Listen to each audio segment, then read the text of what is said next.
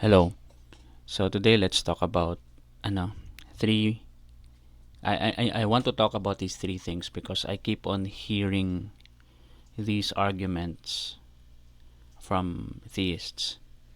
And before that, to my fellow Filipinos, to fellow human beings, please understand na this is just me trying my best to be understood para maintindihan kung ano yung posisyon naming mga atheist. As an atheist, I have nothing against you personally. You as a Christian, wala akong hindi sa paningin ko hindi ka bobo, hindi ka tanga, wala kang disability unless you are bobo and you are tanga and you have disabilities. But generally, if you're just a Christian and that's the only information I get from you, hindi ako suddenly magti-think na bobo to. Hindi ako ganyan.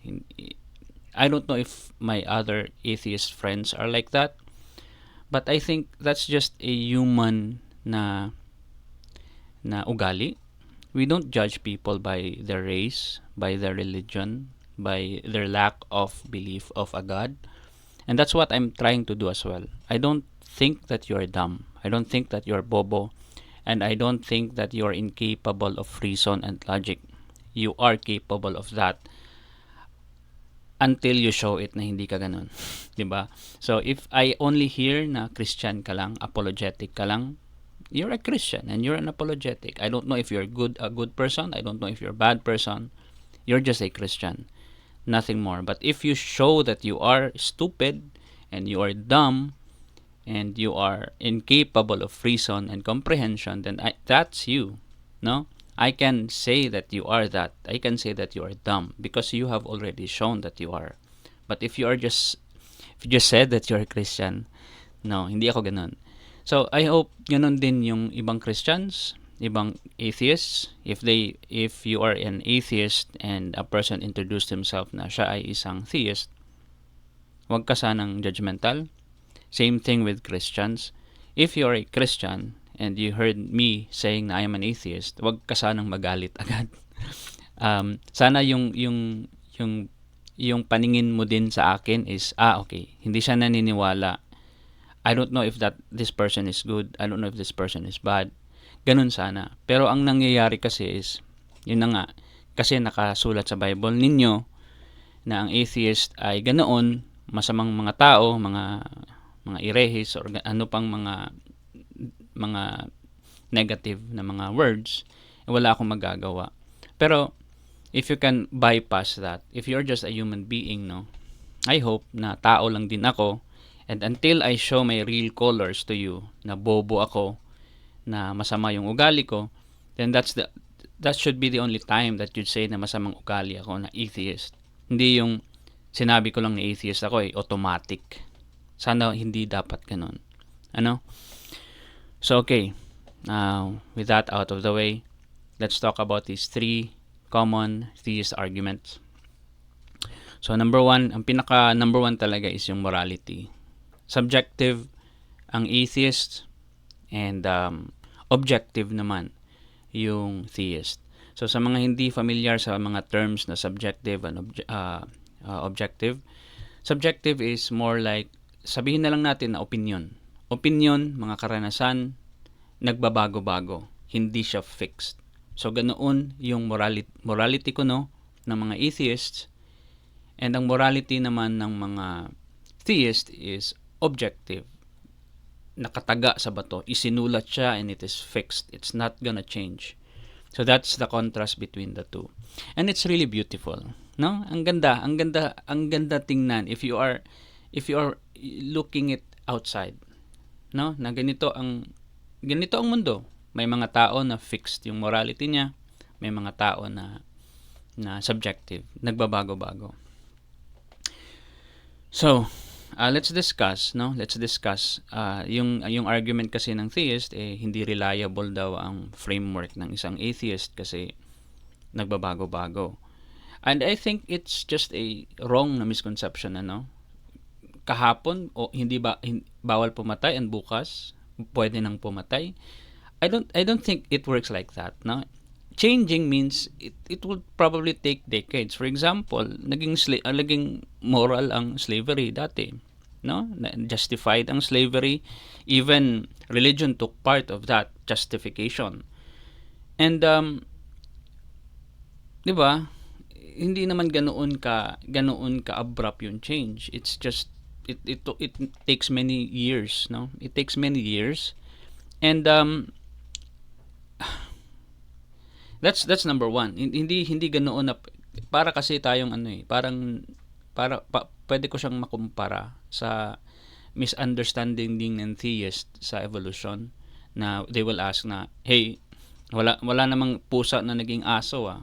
It's a misunderstanding of evolution. Hindi naman ganoon yung, that's not how evolution works. Hindi naman nagiging aso ang pusa overnight. Same with morality.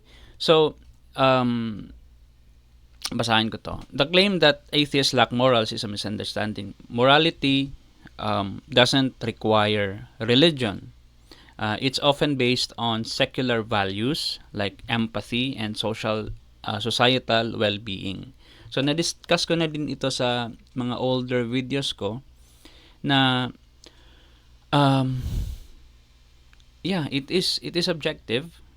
It is a matter of opinion, and ang tawag doon. And the primary goal is for the well-being of me and everyone else's. So ganoon ang nag-evolve ang ano natin eh, ang for me kasi I'm talking about subjective morality pa.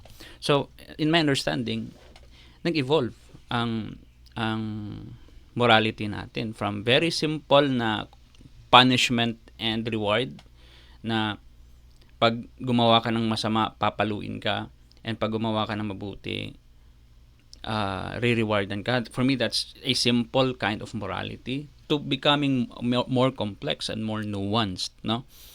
And it took us many years to arrive at this point na ganito nakakomplex yung morality natin. And it is a result of our empathy, no? To strive for a stable na society. That is our goal, kaya nag-adjust yung morality natin. So for example, siguro very detrimental to the society, to our economy ang, aside from the economical perspective, but the human rights na perspective, ang mag-own ng other people, kaya nawala yung slavery. So yun, our senses of right and wrong doesn't vanish if all religions will be gone, no? Way back, meron na tayong sense of family, sense of community, way back, even without religion, even without the concept of God pa. Yung naniniwala pa tayo sa mga anito, on mga ano pa doon, mga river gods or whatever. So we have that sense of we have that sense of right and wrong. Hindi nawawala naman yun. And nag-evolve yun. We gained that kind of trait through evolution. And I will discuss later about evolution, no, and what its main goal is, which is just pure survival, and why paano pumasok ang morality. So yung framework ko, yung subjective na tina-trash talk ng mga theists na subjective lang naman yan, opinion lang naman yan. Yeah, it is. And it is based on empathy. It is based on the impact of our actions. So, yeah, I am free. I am free to rape. I am free to kill. I am free to steal. But I have zero rapes and zero kills and zero stealing. Kasi alam ko ang impact nun. So, hindi ko ginagawa. That is why it is very important para sa isang society na aware sa ganun, no? Aware sa ganung mga reality. So that's me. That's just me. I'm not forcing this kind of morality to others. I am not forcing this kind of morality to a religious person. I am just actually taking advantage of kung ano na ang nabuo ng society, kung ano na ang nabuo ng tao throughout history. Nakiki-take advantage na lang ako. Kasi kung napanganak ako sa panahon ng slave owning, I bet I'm a slave. And I am not a slave now. So I'm taking advantage of the evolution of morality. Pasensya na lang yung mga tao sa napanganak sa time na yun. Now that's the downside. That is the downside of a subjective moral na framework, no, na ganoon ang mangyayari. Kaya nga what do you call this? So I would argue na hindi what do you call this? I would argue na in a way hindi naman tama ang subjective moral framework. It is just a result of our inability to grasp everything all at once. It's our limitations kasi as human beings. We have limitations. And hindi ibig sabihin na, hey, I'm following the subjective moral framework, therefore this is the right way, this is true. No. As sinabi ko nga, resulta nga ng subjective moral framework ang slavery. Kaya tawag dito, na yes, oo, slavery ay ang naging bahagi ng kasaysayan ng tao at maraming kultura. Ang naging what do you call this? Ang slavery ay naging bahagi ng kasaysayan ng tao at maraming kultura. Ito ay isang halimbawa kung paano ang moral na pamantayan ay nagbabago sa paglipas ng panahon. Sa subjective na morality, ang mga moral na pananaw ay hindi static. Nagbabago ito base sa pag-unlad ng ating pag-uunawa sa karapatan at dignidad ng bawat tao. Ang pag-iral ng slavery noon ay hindi patunay na mali ang subjective morality or tama. Hindi ito patunay na mali ang subjective morality o tama. Sa halip, ito ay patunay na ang ating moral na pamantayan ay patuloy na umuunlad. Patuloy na nagbabago. You would argue na hindi umuunlad, no? Again, you would say na hindi naman umuunlad. We have eradicated slavery, but we now have a lot of human rights advocacies now, like same-sex marriage, abortion, and whatever. You can argue na pababa, but I can argue na it's changing. It keeps on changing. I'm sorry, hindi naman related ang morality sa somehow related, distantly related na lang ang mga laws and government policies natin. But in a way, it's rooted from our morality. So again, morality, subjective morality, and the existence of slavery doesn't mean that the subjective morality is wrong. Doesn't mean that subjective morality is wrong. Doesn't mean it's right either. It just means na siya morality ang dahilan. I mean, ang subjective na morality is evident in our society. Nagbabago tayo. And it is an example and it is an evidence that we are in a framework of ang fina-follow natin na framework is subjective morality, whether you like it or not. Kasi nagre-reflect naman ang history natin. 'Di ba? Ang pagtutol sa slavery ay isang halimbawa ng moral progress na posible sa ilalim ng subjective morality. It is possible in a framework of a subjective moral na framework. Kasi oo nga, nag-exist ang slavery because of our subjective morality, our lack of empathy towards human beings. But we were able to tumutol tayo. And that is patunay na Or that is an example na we have progressed, and it is only possible sa isang subjective moral framework. It is only possible sa isang subjective moral framework. Um, Bad things, bad ideas, bad morals may exist, but it is possible to counter them thanks to a subjective moral na framework.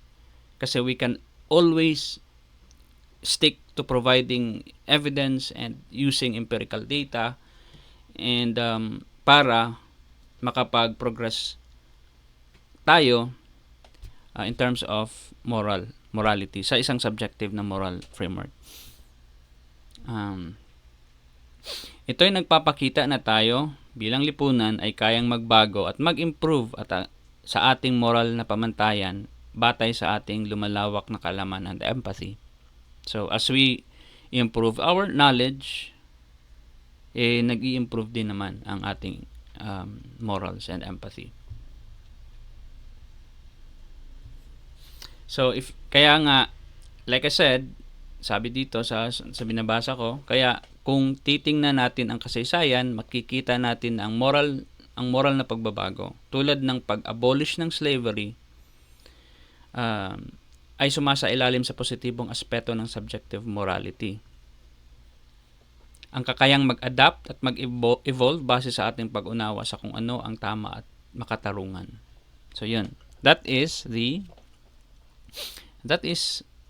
my subjective moral framework. And again, like I said, kung you look at the world sa isang perspective outside of subjective and objective, it's beautiful. Kasi imagine, we are in a ball na naghurl towards nothingness.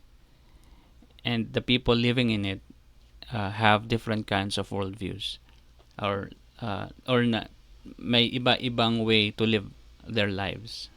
And I wish na you as a person wag nang makialam sana, kasi wala naman sigurong walang pakialaman unless it's harming anyone. Kasi 'di ba, if you are a fixed kind of person, that you have a higher being na sinulat yung mga utos niya sa isang holy book, and you religiously follow it, then go ahead. And so long as you're not killing me, I will not fight. I will not criticize you. Kaya nga merong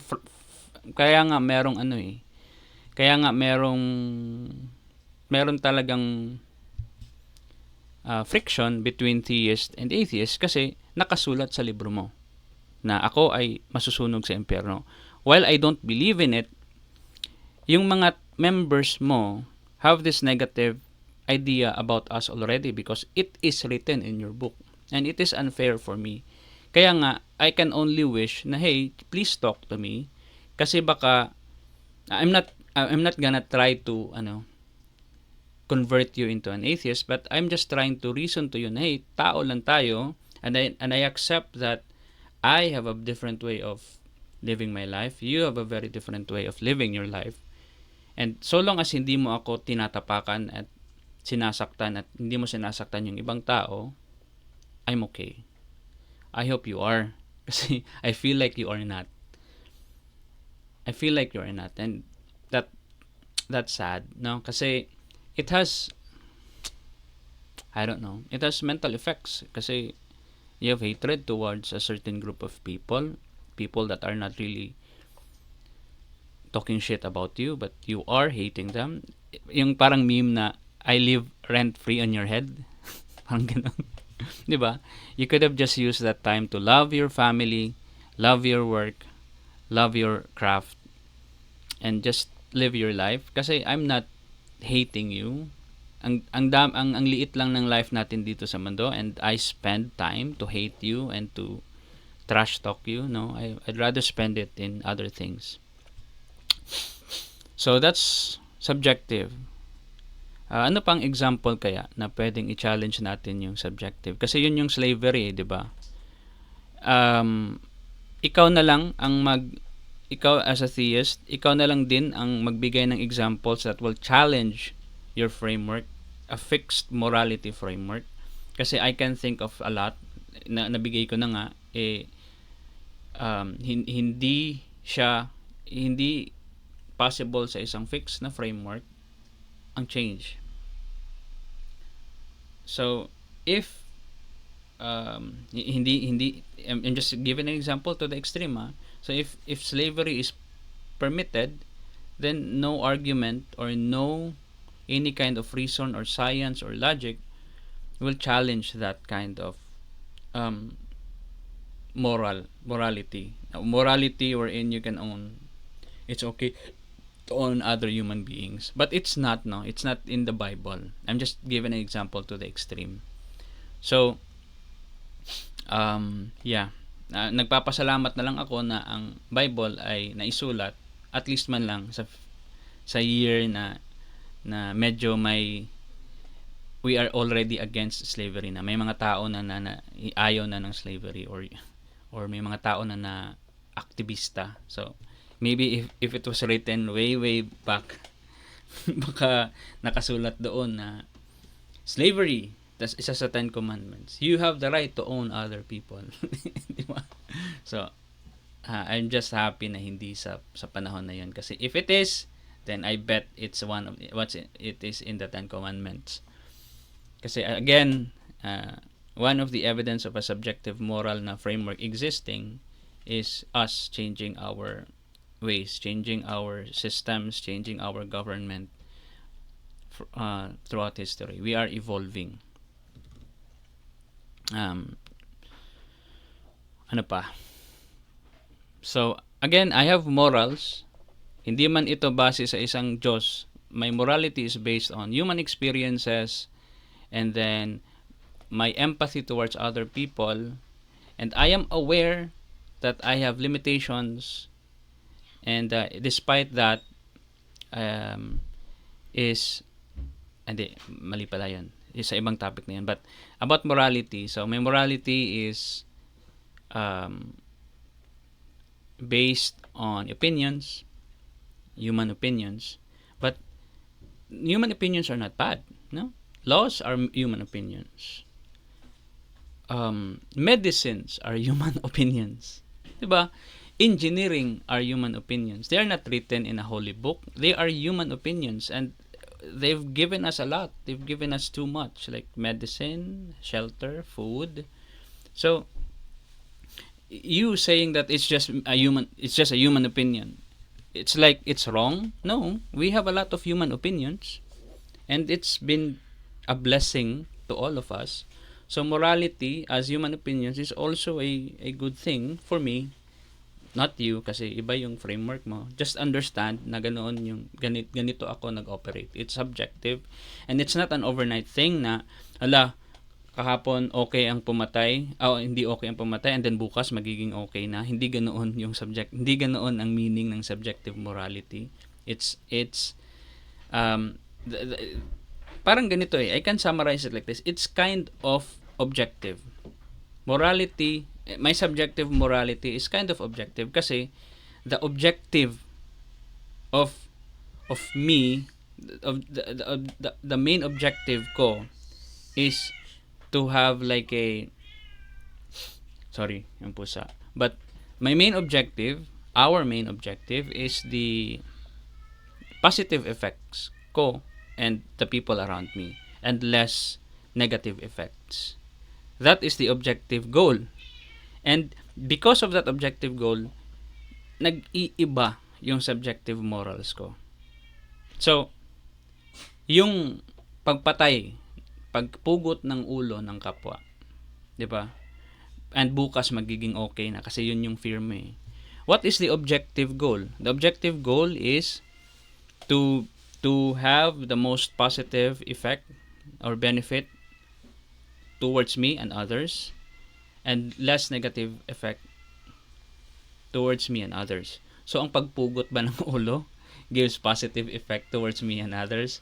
No. That is why it's not gonna make murder moral. It's not gonna make murder okay. Murder is a killing other human beings. So killing other human beings, it's not gonna make it right overnight or for the longest time. It's not gonna make it right.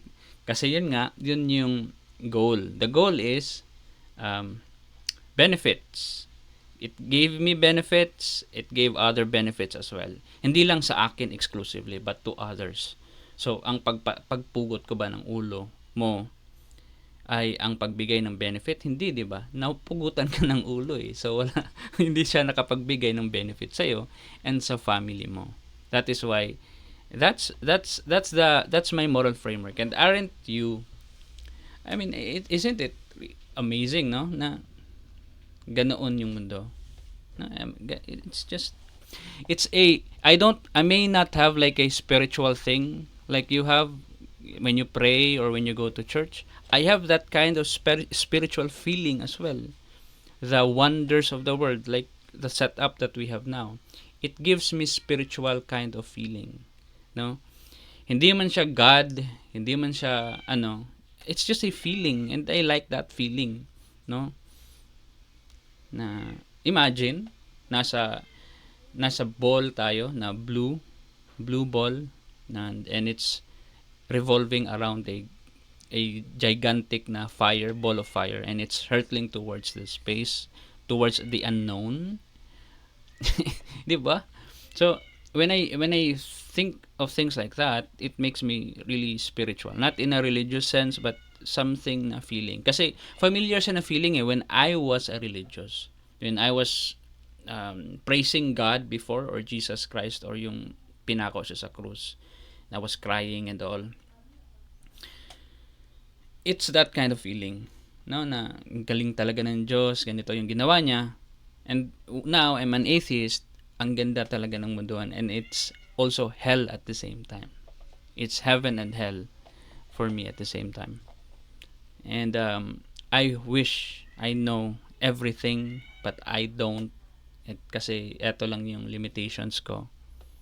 And I still wonder and I still feel happy about it. So that's morality. Let's move on to hindi daw reliable ang brain natin. How can you be sure that your brain is reliable? If I argue, how can I know? I mean, I'm just a chemical with atoms and all. So I don't understand kasi isa siguro na hindi ko maintindihan sa mga theists. Why sinasabi nila nito is because si God daw ang nagbigay ng ganoon na ability or trait sa atin. And without God, we can't reason and I can't argue with that now. That's your belief. Okay, go ahead and believe that.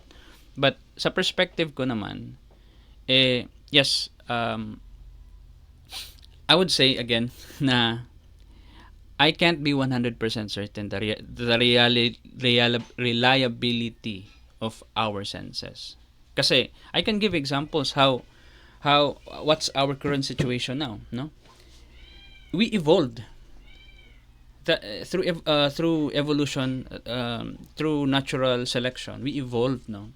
And you can imagine na siguro on our earliest just pretend that you believe in evolution, okay, if you're a theist. So sabi sa evolution kasi at way back, 'di ba, yung bacteria from water and then nag-spread out and then rumami ang species and those species spread out more and then tayo ang result.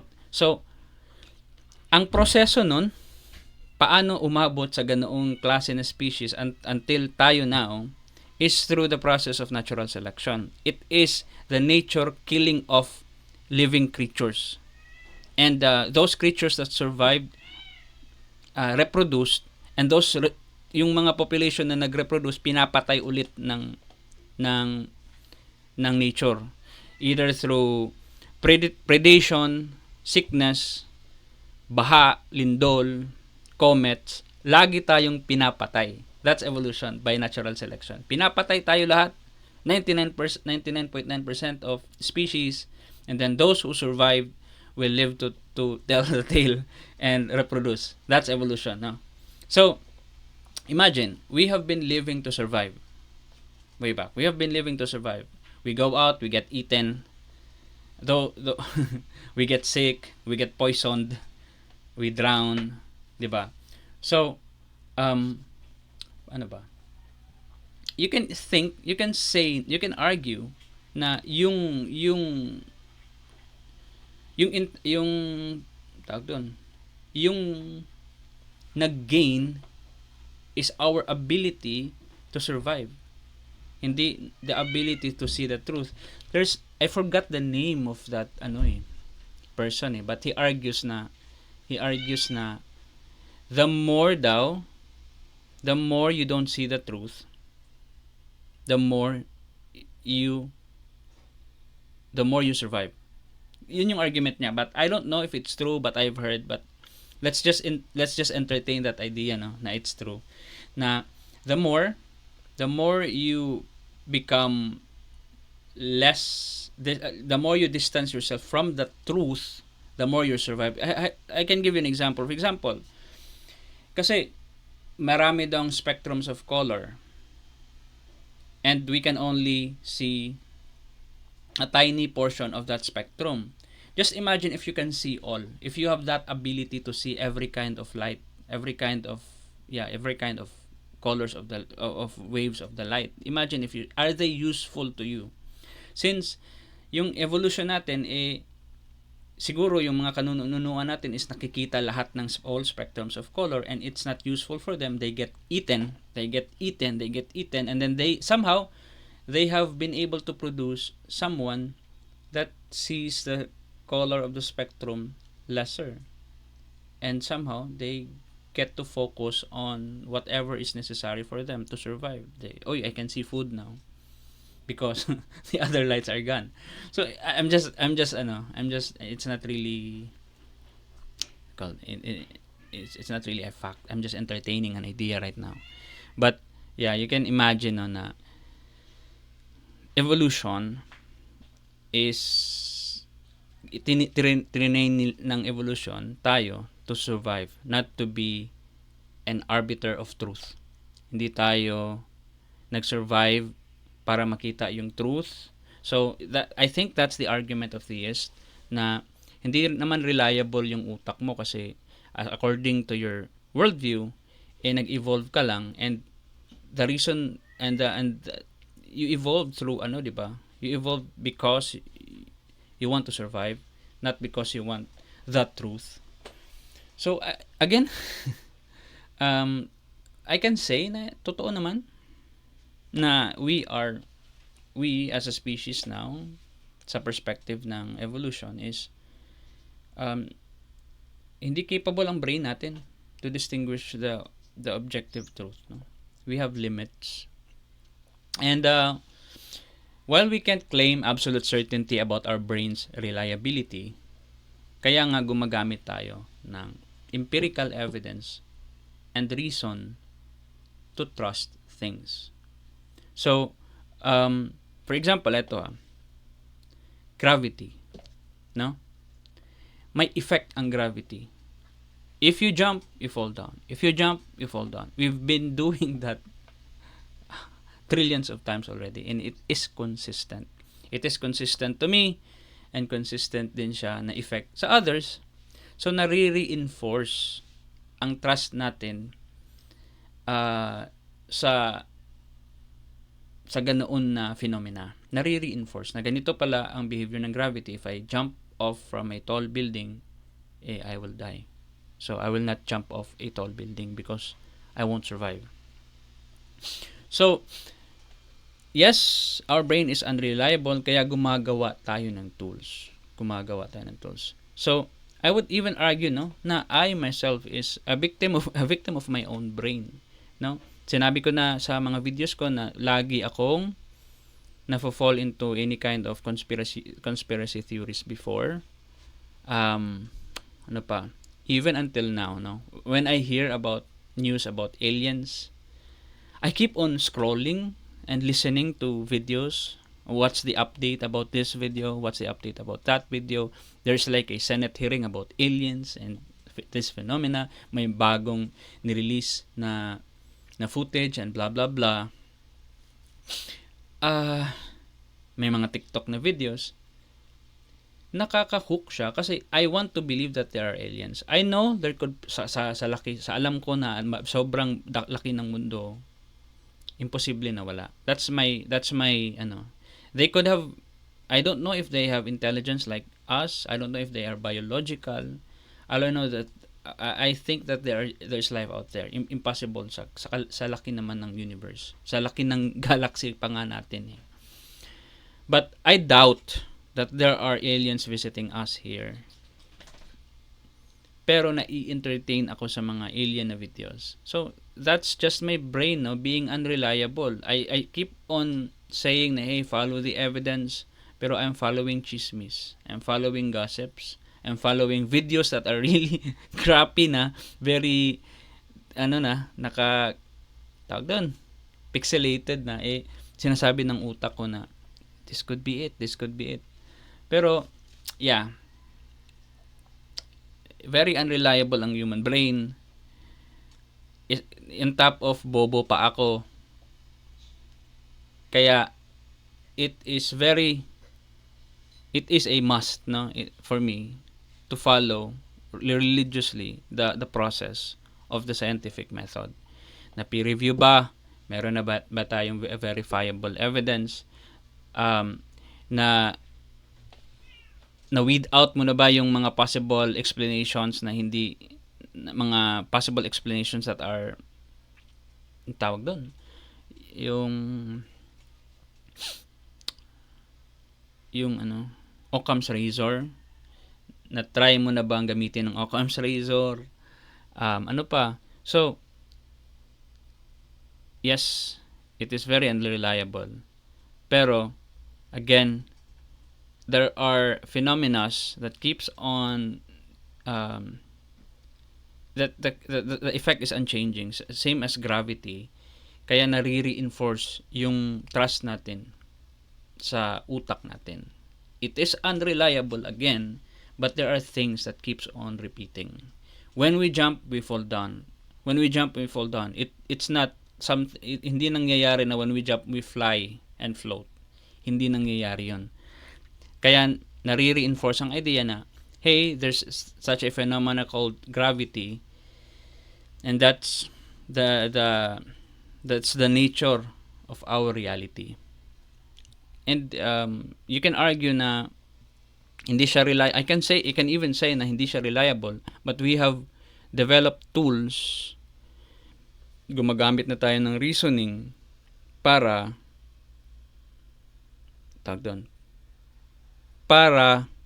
i-compensate ang pagka-unreliability ng utak natin. 'Di ba? So yes, it is unreliable, but we have come up with tools na nako-compensate yung pagkabobo natin.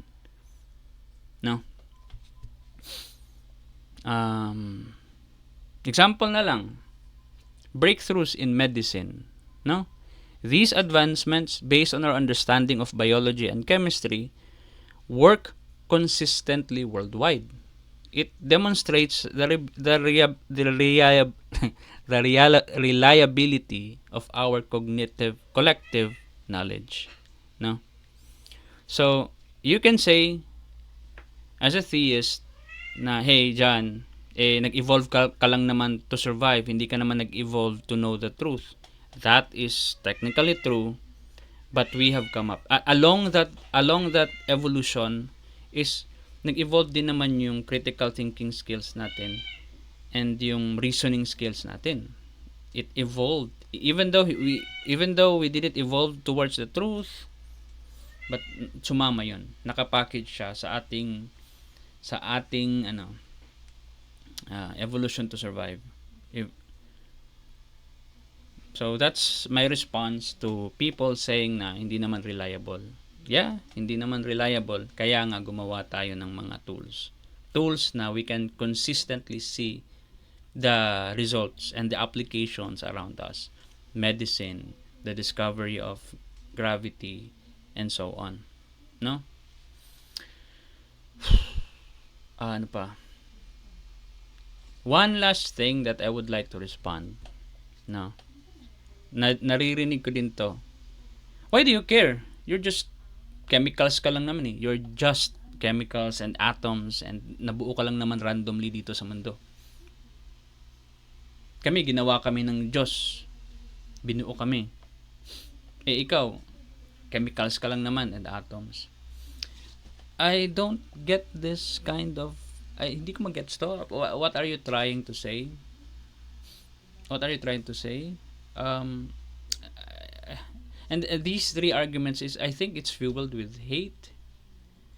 I don't know why you have these kinds of questions. I think yung morality siguro, na wala kang morals. I think it's, yung ugat nun is of course your Bible.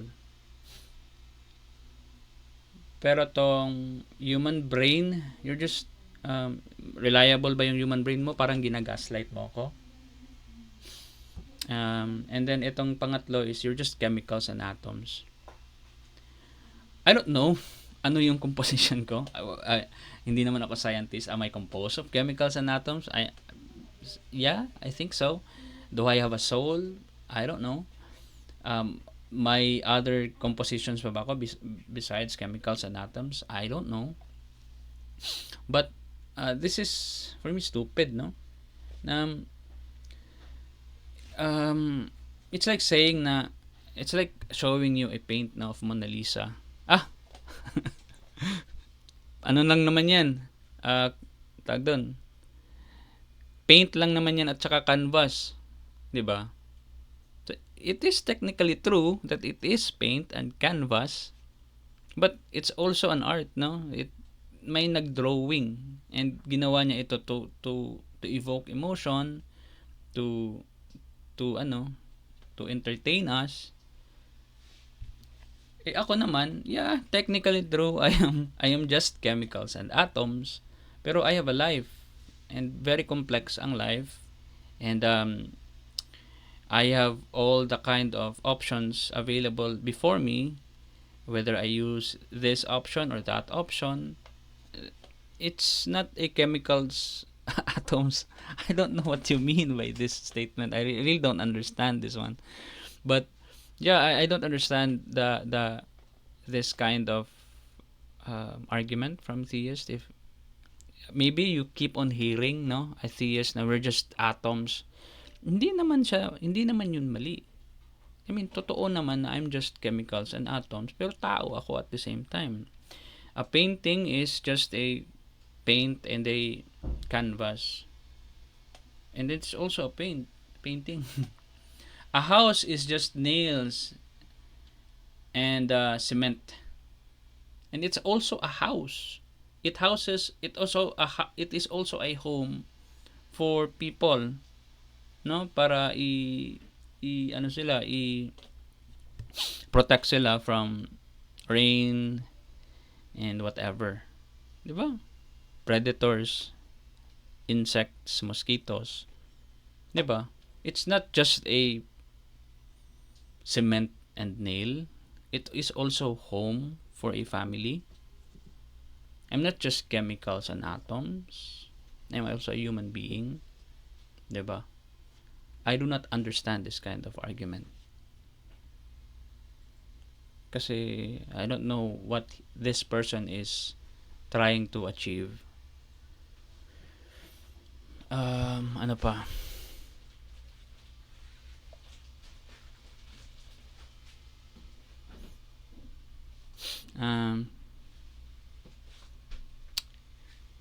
The atoms and the chemicals give rise naman to consciousness and rational thought. So, those things don't exist, di ba? In material form. But it exists.